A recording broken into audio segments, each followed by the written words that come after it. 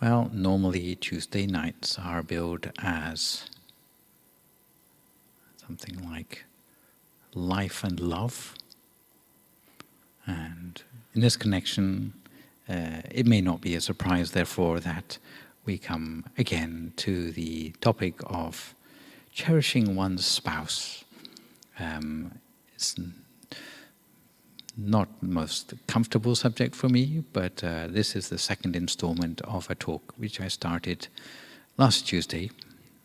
And the reason why this particular topic has come up is because I am at the moment working my way through a sort of series of different virtues and values derived from Buddhist scriptures. And they start with some quite basic sort of values and practices in life and work towards more esoteric ones. But there is a subsection which I am working my way through at the moment, which is to do with harmony in the family life. And having talked about looking after our parents and looking after our children, then the next logical stop is looking after one's spouse. And some of the things which I talked about last time were things like why would people want to get married in the first place, and like whether just living together, is that good enough, and then the sort of responsibilities which are implied in a long-term relationship. And then other things which I did talk about were sometimes it's not the sort of person you're looking for, but the sort of person you want to be in a marriage. And also some of the ideas of compatibility between two parties in a marriage as well. But today we come to the idea of how to keep a marriage going. And the reason for this is that unlike some short relationships like speed dating or dating generally,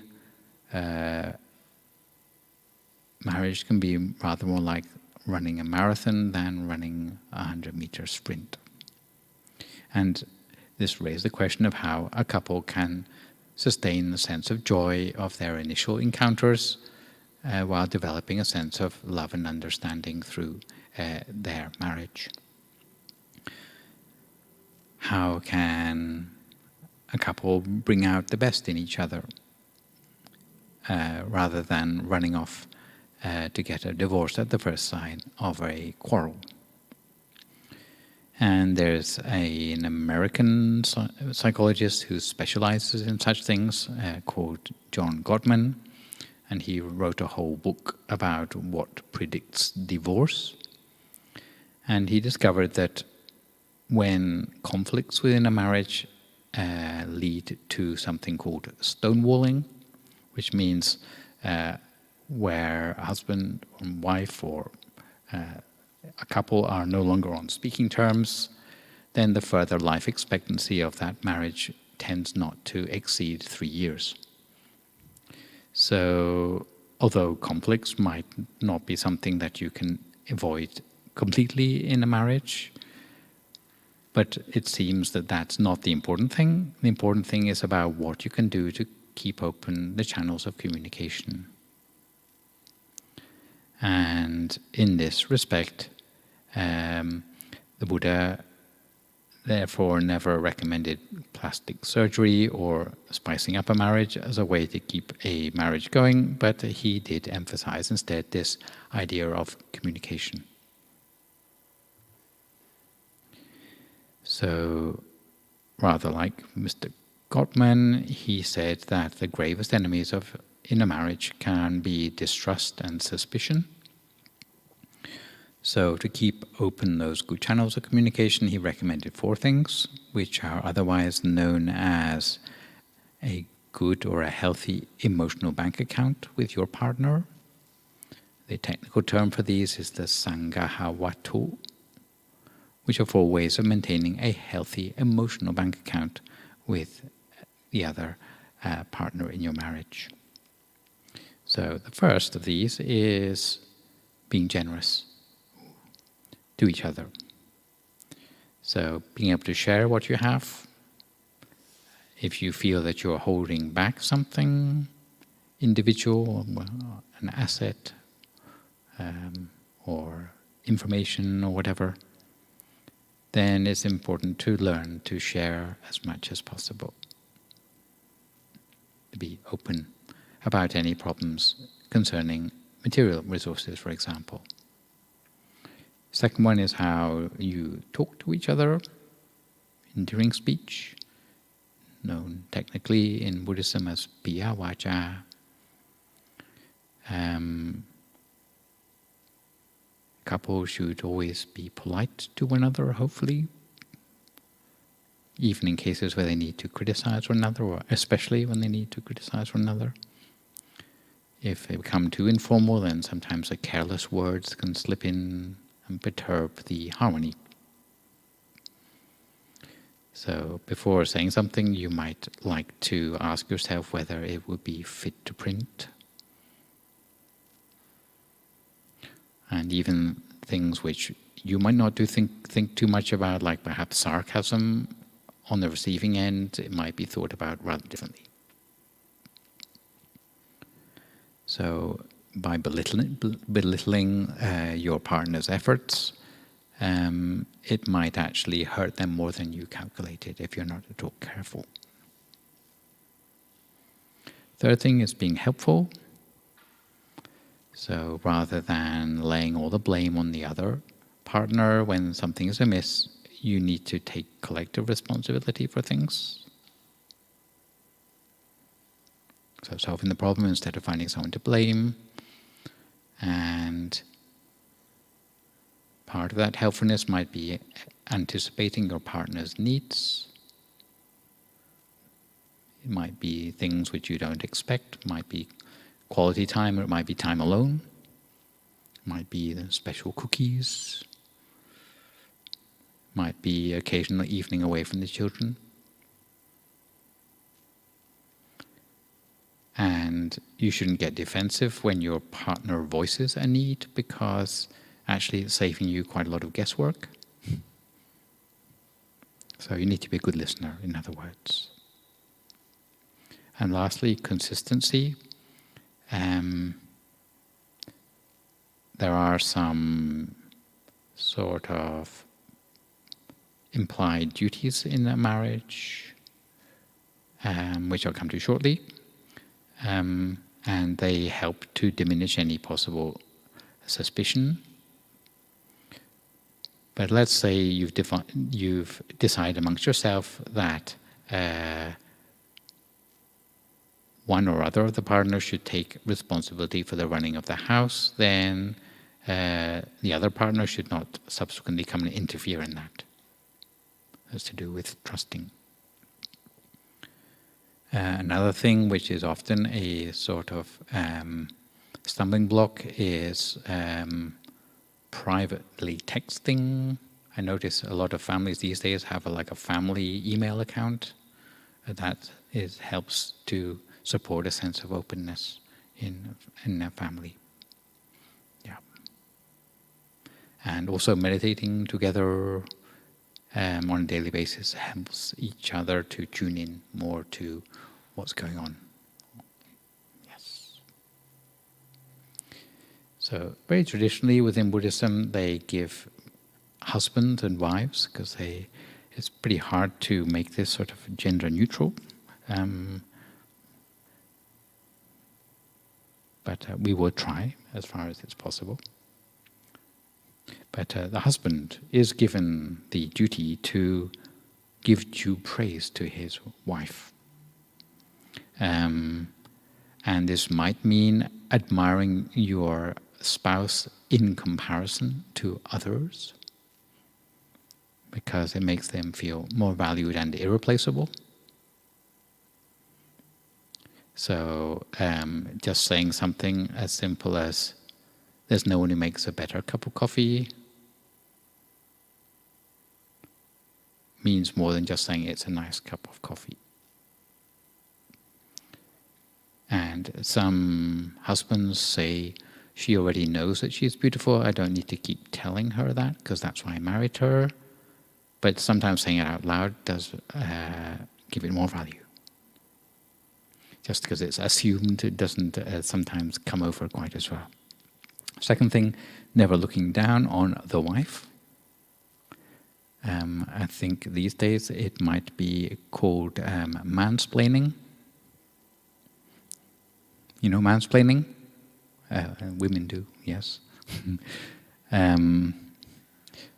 Or being degrading toward your wife in front of family or friends. Yeah. Third thing, never being unfaithful.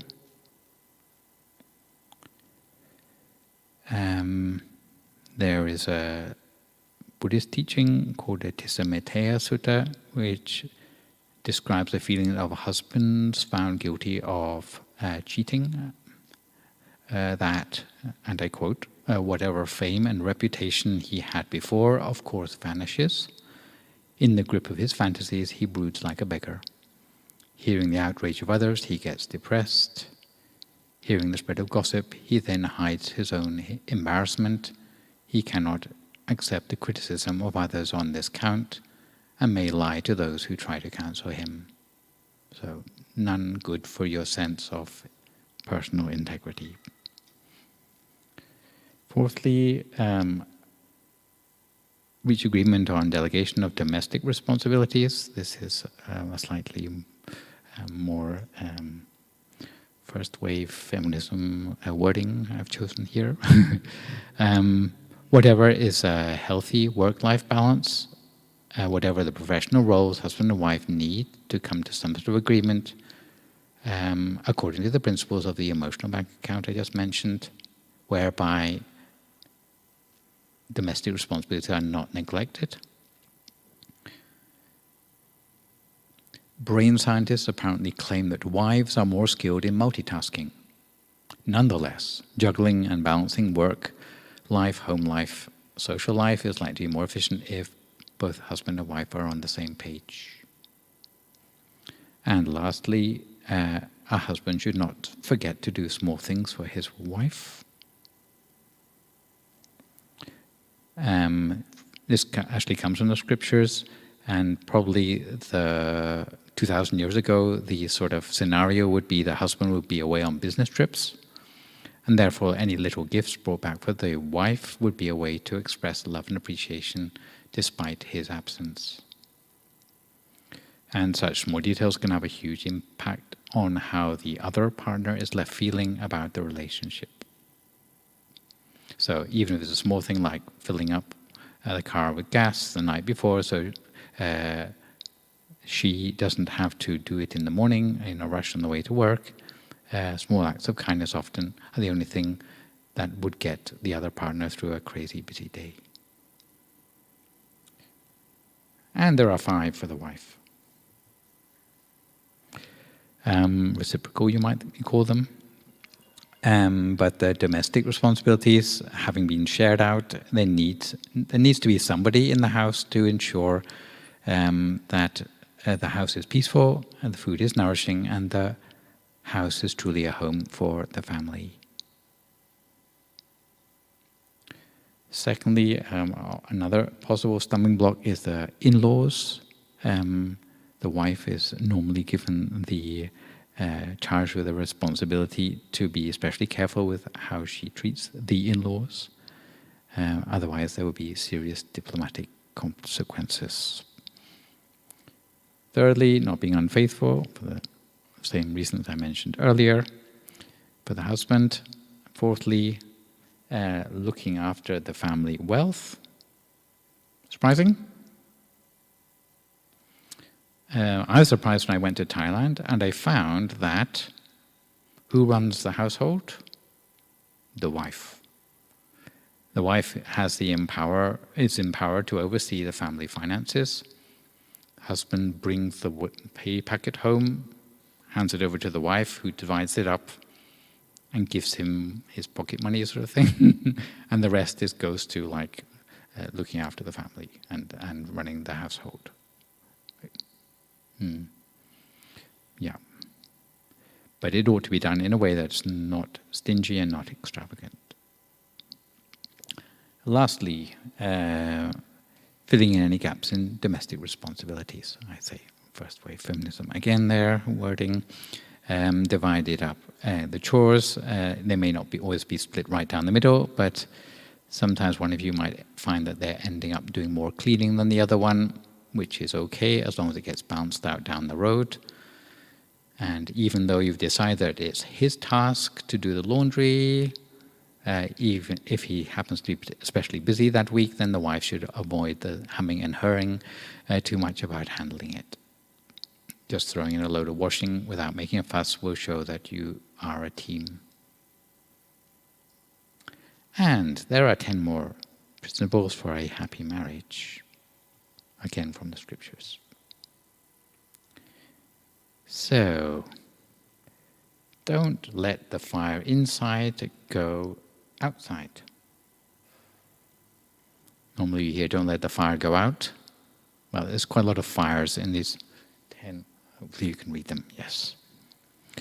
Actually, this comes from a lady we all know from the Buddhist scriptures, Lady Visakha. We heard about her with the old and new food, if you remember back. She was married out into a family of people who were not very sympathetic to her sort of faith in Buddhism. So she had to work quite hard to fit in. And on the day she left her home for her new family, her father gave her these 10 principles for how to settle into her new life. So not letting the fire inside go outside means not letting your family's dirty washing be spread about outside the family. Second one, not let the fire outside come inside. Any guesses? So all the sort of problems, controversies, and general hot gossip or whatever problems from elsewhere, don't let that come in and disturb your family harmony on the inside. Thirdly, and the next 3 are to do with sharing with others. Give to those who give to us, which means people who've helped you or your family in the past, especially the in-laws, things you've lent out to other people and they have returned them, then you should allow them to borrow them next time around. However, those we should avoid giving to those who have given nothing to us. So, if you lend things to people and they have not returned them, then next time you shouldn't lend it to them again. Make sense? Or maybe not helping people who have refused to help us in the past. Nonetheless, number 5 is, whether people have helped us or not, we should try to help people as much as we can. So, especially if people have fallen on hard times, then we should always see what we can do to help.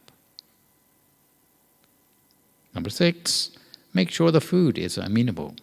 So we had this right the way back to blessing number 4, but if the family meals are nutritious, we can't all be a so-called Susie homemaker, but especially if we have a career of our own, but it shouldn't be too much trouble to learn how to make a few favorite dishes because there are these days endless food blogs which you can study to find new creations that can be simple and fast.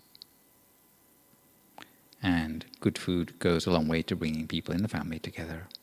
Number 7, have an amenable place to sit. That may sound like selecting armchairs, but in fact it actually means yielding respect where necessary. So having respect especially for your partner. Don't be in too much of a hurry to pass off the kids on your partner. Immediately they come through the door from work, but maybe take a moment to establish more of an atmosphere of appreciation and respect. Number 8, find a amenable place to sleep, means that being in your home should be a restful place, a place where people can have their downtime. May not always be perfect, but it should be as relaxing as possible. And classically within Buddhism, parents might have to make great sacrifices, such as being the first up in the morning and the last to go to bed at night. Number 9, here we come back to fires again.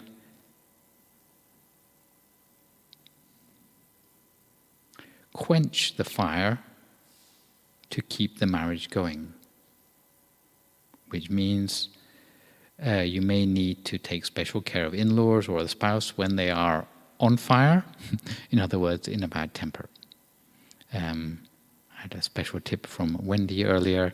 If you are both angry, then try not to be angry at the same time. You can take it in turns, yes. And even if they should unload on us in an unpleasant way, then it might be necessary to hold our silence for now instead of us answering back immediately. Waiting until they've simmered down before perhaps explain the real reason for a situation. There is such a thing known as a plastic smile. Probably known as a fake smile these days. But sometimes if we can have a smile, even if it's not particularly genuine in the beginning, but with practice it becomes more genuine. But a smile can sometimes signal the willingness to turn the corner on an unpleasant situation, even if it's a plastic one. And lastly, number 10, be respectful of the angels. Who are the angels? The in-laws, yes. As for a spiritual side of marriage, spiritually speaking, two partners in a marriage might not be quite on the same page. Some might be more faithful than the other. But the idea of bringing out the best in one another is to encourage each other to practice more, to get on the same page. And within the context of Buddhism, this might mean meditating more, hearing wisdom talks from monks, keeping precepts, or practicing generosity. Some are scared to encourage their spouse to involve themselves too much with things like meditation, spirituality, that sort of thing. Some have made a sarcastic comment that I want a wife in the home, not a nun. However, they should really be grateful that they have such a high-minded better half, rather than someone who's creating problems for them.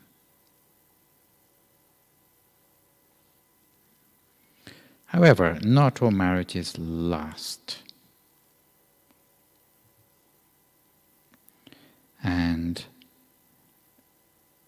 in a typical way of our throwaway society, some people feel that if their marriage is not working, then someone has to be blamed and just do a part exchange, or maybe a full exchange for a new partner, and all your problems will be solved, right? And you get a sort of this idea of serial monogamy happening in society, which doesn't seem to create a great deal of happiness for anyone. And in this connection, if it should come to some sort of question of whether divorce is the right way forward, there are two scenarios. First is that you want a divorce because you are bored of this particular partner. And the second one is that you are bored of marriage in general. And the Buddhist attitude would be divorce is okay, but if you are only thinking to get rid of this partner so you can move along to the next one, then it's generally a bad idea, because although you think that you are escaping all the bad features of your previous partner, what you will find on the next marriage is that actually all the problems will be the same, because it's not them creating the problem, it's you. It's your weaknesses, it's your shortcomings, which you haven't changed. So therefore, it would be better to try and work things out on the first instance rather than going for divorce. Second one, though, that if you're just bored of marriage in general, then that might be a slightly more justifiable reason to move on from marriage rather than a particular marriage.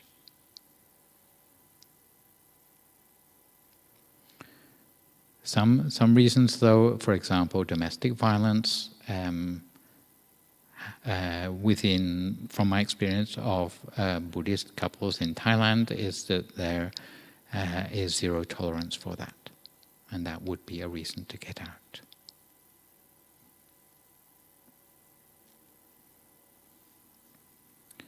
So to finish up with, I have a little bit of a story, and it is a story about infidelity in marriage, consequences of. Some of you may be familiar with the Hound of the Baskervilles. It's a little bit like that. But it goes back to a time of the previous Buddha, called Buddha Kassapa, and a city called Kimbila, where there was a very pious supporter of the Buddha who had attained the first level of enlightenment, known as stream entry. And he had a large group of friends who used to go to the temple often and did many good works in the temple, volunteering to do things like planting parks, building bridges, building a beautiful monastery for the monks to live in. And they would go to that monastery, and in the free time they would listen to what the monks were instructing and teaching about as well. Meanwhile, the wives of the same group of men also were also quite pious supporters of the temple, and they used to go to the monastery quite often as well and bring offerings for the monks. And along the way, because it was some distance to the temple, they used to take a break along the way and at what were known as rest houses, which is sort of a place where you could, I guess, like wayside inns. And one day the whole group of the wives went to a rest house, and there were a group of musicians in the rest house, a little bit like a rock group in the present day, probably with rather similar habits. They took a shine to these sort of very virtuous-looking women who looked beautiful and graceful and all that. And at first, the women were quite advanced by these sort of young people, young men coming onto them. So the musicians, they laid a wager amongst themselves, a little bit like the sort of Cruel Intentions scenario,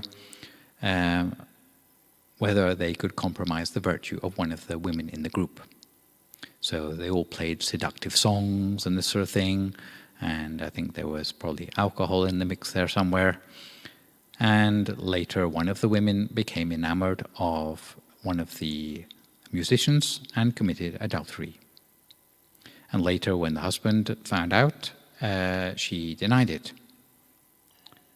And she pointed at a nearby dog and said, "If I had done such an evil deed, then let an earless dog like that one eat me whenever I am reborn." And that day on, however, so the husband had to sort of take her on her word, but she languished, and not long afterwards she died with a very bad conscience. And she died and was reborn in a rather strange existence. Have you heard of hungry ghosts? Have you heard of ghosts? Okay, so that's sort of Buddhism 101. So ghosts are normally like wafting around mixed up with human beings, and is just like not too much different from human beings, except the fact they haven't got a physical body anymore. That's one possibility for a rebirth. Hungry ghosts are a little bit worse in that they're sort of ghosts too, but they are in a state of extreme hunger. They cannot feed themselves. So it's like they're not only ghosts, sort of immaterial, but they also have this sense of hunger, which they are plagued with the whole time. So the whole life is a sort of suffering. And then there's a special sort of hungry ghost, which is like a half and half, reserved for people who have done a mixture of good and bad things in their past. And they get to be the hungry ghost part for the part that wasn't so good about their life. And sometimes that's in the nighttime, but during the daytime, they get to be like an angel in a nice sort of a heavenly state. So they have to have this lifestyle where they have a mix of the two. And this particular lady, because she'd done lots of things to help the temple, so she got that good aspect. And she had a nice heavenly mansion to live in on the shores of a heavenly lake known as Ganamunta in what is known as the Himawanta forest. So basically the first level of heaven. Not particularly high up, but okay, go with that. And by her little heavenly mansion was a nice lotus pond surrounded by other heavenly mansions. And at this point, I should give a little trigger warning for anyone who doesn't want to hear about being eaten by dogs. You might want to plug your ears at this point. Every night, however, she had to come out. She would wake up from her heavenly mansion and make her way down to the water's edge by her lotus pond, where a dog like this one was waiting for her. Rather similar to the one she pointed out when she lied to her husband. And she would have to surrender herself to be chomped up by this dog and all her bones thrown in the lotus pond afterwards. Every night. And yet every morning she would reconstitute herself into her heavenly form, come climbing out of the pond and go back and live in her heavenly mansion like before. Strange, eh? So anyone who says that good and bad things in our life cancel out, be careful. Huh? But yes, this is a little bit of a sort of cautionary tale about marital infidelity, even if you might say she was set up. Yes. I think the smart thing in this case would have been to be honest. Yeah. Anyway, a few final announcements for today. For those of you who are new to meditation today, I would like to say well done for having our first meditation. But meditation at its best is cultivated on a regular basis. And if you can manage to find 20 minutes a day to meditate, maybe first thing in the morning, if you like a nice start to the day, maybe last thing at night, if you are a sort of person who has problems sleeping, if you can do that every day, whether it be a good day or a bad day, then little by little your meditation will on average start to improve, and you will see that for yourself. The important thing is to make a sort of routine of it, so it is easy for you to remember, so that even on the days when it doesn't seem obvious to meditate, you meditate anyway, and that will carry you over into improvement in your mental progress. And you'll find that little by little in your 20 minutes you can go further, faster, and maybe you might be inclined to increase the length of time as well. In this respect, sometimes it's not easy to remember the method of meditation, in which case we have an app for that, known as Mind Gem, which you can download onto your mobile phone, and you'll find that it will lead you through the meditation, and you can select a length of time. You can even have a timer there to lead you through the meditation in a way that you can listen to a different track each time, and it makes it a little bit more let's say,